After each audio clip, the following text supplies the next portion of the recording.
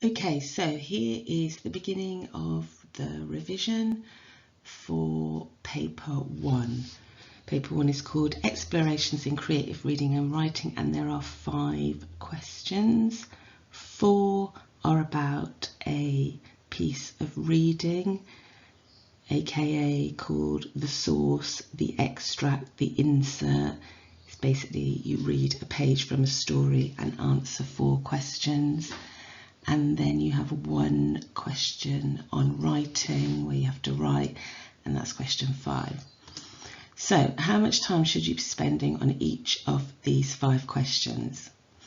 You've got an hour and 45 minutes in total, unless you get extra time, and then you get 25% extra. Talk about that separately. Okay, so how much time, how do you divide up the hour and 45 minutes across the 5 questions? And why do you do that? You do that because some have only got a few marks and some have got loads of marks. So that's how you should use your time. And that's because the marks for each question look like that. So 2 questions have got 60 of the 80 marks. So these are the ones that we need to score highly on. And in terms of technique, when you do the exam, which one do you start with? Hopefully you know you start with 5 for many reasons, but a big one being that half the marks for the whole paper for just this one piece of writing. So that's what we're going to now look at, this question 5. Okay, so this high scoring question 5, 40 marks available. It's 9:30, you're starting the exam and you're doing it first, and you're going to be doing it till 10:15 unless you get extra time, and then it'll be more like an hour, just shy of an hour. And this is the only question where your writing is judged. All right, so obviously for question 1 to 4 you have to write an answer, but you're not being judged on your writing there. It's only on this question that you get a mark for writing. And you get 2 choices on this creative writing paper 1. Either to write a description or a story, a descriptive story it needs to be.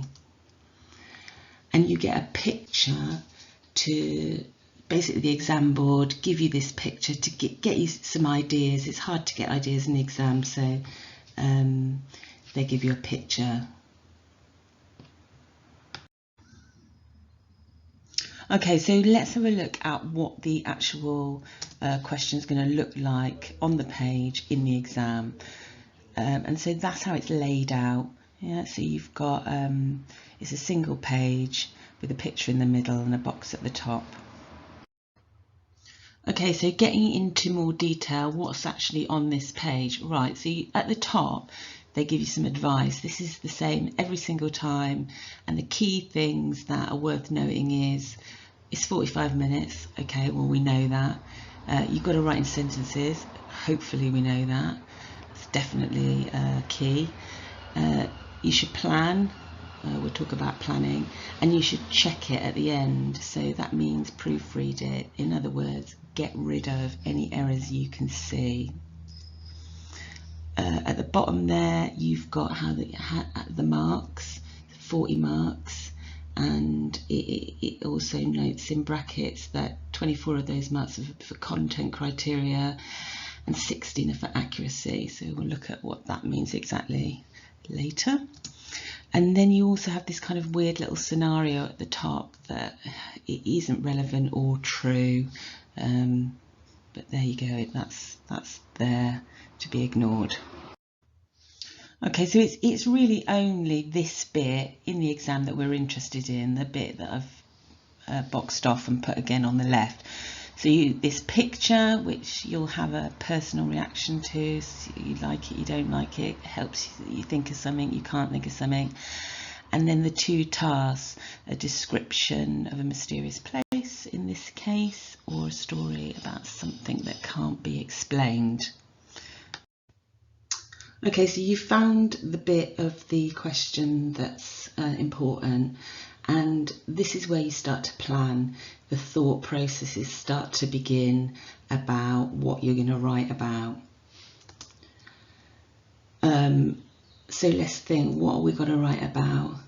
A description, a mysterious place, suggested by the picture. So let's talk about suggested. Suggested means it doesn't have to be a description of this place. It can be any mysterious place. So, you know, some old shed at the bottom of the garden, or, you know, anywhere that you consider mysterious is fine, as long as it's descriptive. So start thinking a mysterious place. That's the planning process kick-started. Okay, so before we get into it anymore, let's look at how we're using the 45 minutes that we've got. And this process is probably familiar to you. The idea of making a plan, then creating the piece of writing, and then reading back the piece of writing and checking it to make it as accurate as you can. And the 45 minutes divides up in this way, with kind of a 5-minute top and bottom planning and checking. Okay, so you're doing a description, you know it's about a mysterious place, and you're sort of starting that thinking process and planning process. So in order, you need to write at least 3 paragraphs, so it's good to know where you're going to go, what your 3 paragraphs might be about. The description is easier in terms of you don't have to worry about a whole story arc and characters, etc. But it may well turn into a bit of a story as you're describing a mysterious place, which it doesn't matter. So for example, I don't know, this one, you could have paragraph 1, looking at the gate. I stand in the cold and icy forest staring at the gate. Paragraph 2 might be, you know, you're in there in that mist. Paragraph 3 might be you kind of running out. Okay, at any rate, you need to spend some time planning at this stage about what you're going to write in the paragraphs. Okay, so at this point it's probably good to just talk about the kind of barriers and the whole experience of taking an exam and writing a piece of creative writing in an exam and how hard that is. So the things that people report the most are can't think of anything, you get stuck, you sort of stop, feel scared and anxious, that's almost like a standard. Run out of time, but on the other hand, sometimes people finish really quickly. So some things to think about. Are you rejecting your ideas as not good enough? So, you know, this does not have to be the most groundbreaking idea of, you know, the century. It just needs to be, you know, meet the criteria, be descriptive. You know, don't plan some massively complicated box set of events, you know, keep it simple. You've only got 35 minutes to write. And along with that, you know, don't try and write too much. You know, 1.5 pages, 2 pages is more than enough. Also, if you're nervous, you can write really quickly. So instead of kind of doing that planning and pausing, you're kind of trying to get it over as quickly as possible, and that leads you to sort of finishing early, rather than taking a bit more time thinking about your word choices. And then you're likely, you know, if you've had experiences with this exam before and, you know, you haven't passed or you found it difficult, you'll have, you know, negative self-talk, I would have thought. So, you know, thinking, oh, I can't do this, I don't know enough, etc. So watch out for that. Okay, so on the next 4 slides, there are 4 past example exam papers. Question 5. So this is the first one, this is the picture they gave you. Don't know what you think of that. I didn't like it, but people say they did. And there was 2 options here. Write a story about time travel, or describe life as you imagine it in 200 years' time. So it's a description of life in 200 years. So that would be where your thinking needs to go. Okay, and then here's another one. This time this was the picture super close up of a old man's face. And these are the 2 options. Description of an old person, story about something turning out unexpectedly. So we're focused on the description, and this is a good one for saying you don't have to focus just on the picture. It says suggested, so you can write about any old person, and you can write about what's not in the picture. You might do a paragraph describing his face, but then you might do paragraph 2 as, you know, what he's wearing, a description of where he's sitting. You know, paragraph 3 might be, I don't know, some description of, you know, the day before, who knows. Anyway, so it doesn't have to be just a description of this picture. Okay, so here's another one. I liked this one. Anyway, here's the picture. Everybody will have a very personal reaction to whether they like the picture and whether they're going to use it. Very open description suggested by the picture, or describe when you felt unsure. So you could write about anything really: sea, beaches, holidays in general, or anything that could be described as scary or difficult this exam. Okay, and here's the last past paper example for you on this. Quite a good picture, I think.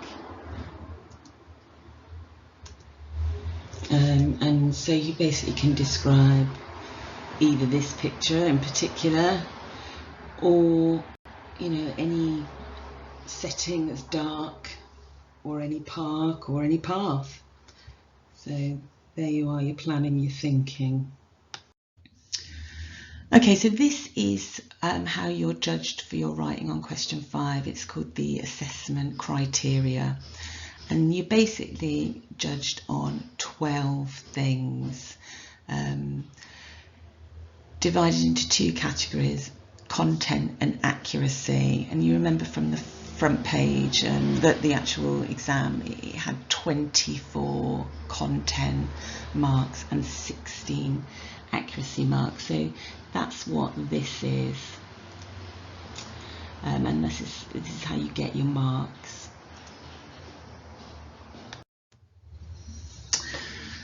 Okay, so to get a grade 4, which is what we're wanting to get, is 4 or above, obviously, is you need to get at least 19 marks minimum, which means you basically need for accuracy to be in this bit in yellow and get 8 marks at the top of that, or for content you need to get 12 marks, or really any sort of combination, but you need to get about 20 marks. And so what the examiner will do, will make a judgment about these 12 things, and from that award you a mark out of 40, hopefully 19 or above. Okay, so just a reminder, these are the things that you're going to get marks for writing, and this is true for paper 1, question 5, but also it's exactly the same for the second paper. It's these 12 things. I've put 11 because one is repeated. Hopefully you've noticed which one is repeated. Okay, so what I'm going to attempt to do now is explain those 12 criteria. It is quite complicated because this is what the teacher or examiner is trained to do, so I'm going to try and do it in one slide. Don't worry if some or all of it is not clear. Okay, so when I'm looking at a piece of writing, I'm making judgments on these 12 things. So the first one's communication, audience and purpose. So that basically means communication, can I follow it? Is it easy to read? Audience and purpose means, does it sound like a piece of creative writing? Is it descriptive? Does it seem like an imaginary place that you're describing? Next is standard English. Are your sentences following the grammar for English? And this is challenging if English is your second language.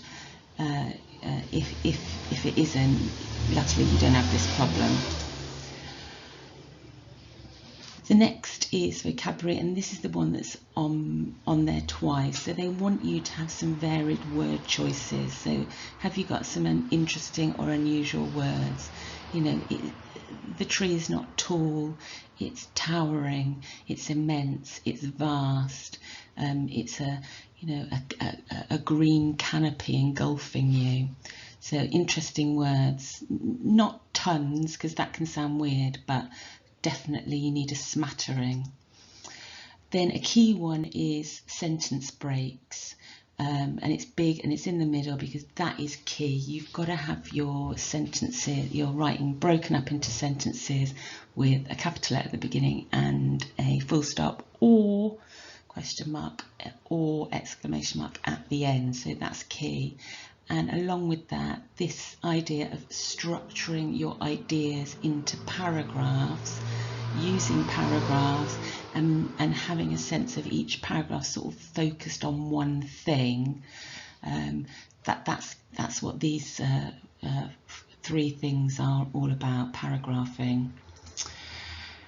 Then back to sentences, they want you to have a bit of a variety. So at the very least, I always say do one really short sentence, so you're demonstrating a variety of sentence forms. So I stopped dead, full stop, or crash, exclamation mark, you know, really short sentence. And then have you used any other punctuation apart from capital letter, full stops? So have you used a question mark? Have you used an exclamation mark? Is there a comma in the middle of a long sentence? Have you put an apostrophe for don't? So have you got some other punctuation? And finally, spelling. And people really think that spelling is, you know, key for a lot of people. You don't have to spell everything right, not by any means, but you will. They will make a judgment on your spelling. So there they are. There's the 12.